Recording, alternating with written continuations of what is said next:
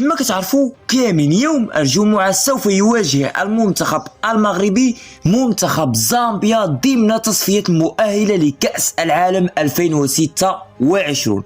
وما نسوش بأن وليد الركراكي مدرب المنتخب المغربي مطالب بالفوز تكتيكيا ونتيجة على منتخب زامبيا من أجل إقناع وإرضاء الجماهير المغربية بعد فشله في كأس إفريقيا. وفي هذا الفيديو غادي نشوفوا أفضل وأقوى تشكيلة اللي يقدر يلعب بها وليد الركراكي أمام منتخب زامبيا.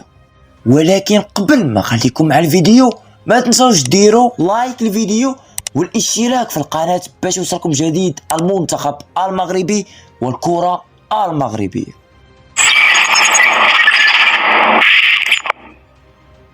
التشكيلة ديالنا غادي تعتمد على 4 مدافعين ولاعبين في خط الوسط و4 لاعبين في خط الهجوم، يعني 4-2-4. نبداو بحراسة المرمى. بطبيعة الحال غادي يكون افضل حارس في الدوري السعودي ياسين بون، ودابا ندوزو لخط الدفاع ونبداو بقلوب الدفاع. كنظن بان ثنائية نايف اكراد وشادي رياض هي الثنائيه اللي غادي يعتمد عليها وليد الركراكي. بالنسبه لنايف اكراد لا مجال للمناقشه لانه كتعتبر افضل مدافع في المنتخب المغربي. اما بالنسبه لشادي رياض راه قدم موسم كبير جدا ويستحق فرصه. ودابا ندوزو للاظهره. بطبيعه الحال غادي يكون اشرف حكيمي على الجهه اليمنى، وعلى الجهه اليسرى غادي يكون يحيى عطية الله في ظل تاكد غياب مزراوي. ودابا ندوزو لخط وسط الميدان وغادي نعتمدوا فقط على لاعبين سفيان امرابط كارتكاز وابراهيم دياز كصانع العاب. ودابا ندوزو لخط الهجوم وهنا فين كتكمل قوه المنتخب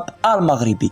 بالنسبه للاجنحه على الجهه اليمنى بطبيعه الحال غادي يكون حكيم زياش. اما بالنسبه للجهه اليسرى غادي تكون منافسه بين امين عدلي والياس بن صغير. كنظن بان وليد الركراكي غادي يعطي الافضليه لالياس بن صغير اللي خدا الثقه ديالو. اما بالنسبه لثنائيه خط الهجوم بطبيعه الحال غادي يكون ايوب الكعبي بطل اوروبا وسفيان رحيمي بطل اسيا. كما كتعرفوا كاملين المنتخب المغربي يعاني من العقم الهجومي، يعني ما كنسجلوش اهداف بزاف، وراه غير موريتانيا وسدات علينا. والمشكله وسط بلادك ووسط الجماهير ديالك، وعلى هادشي اعتمدت على مهاجمين باش نستغلوا الفرص ونحاولوا نسجلوا اكبر عدد من الاهداف. وراه حتى الركراكي اكد في اخر ندوه صحفيه ديالو بنسبه كبيره غادي يلعب بجوج مهاجمين في ظل الخيارات القويه اللي عنده الكعبي ورحيمي والنصيري. وما تنسوش حتى نتوما تعطيونا الراي الشخصي ديالكم في التعليقات ديال هذا الفيديو. دمتم في خير الله ونتلاقاو ان شاء الله فيديو جديد.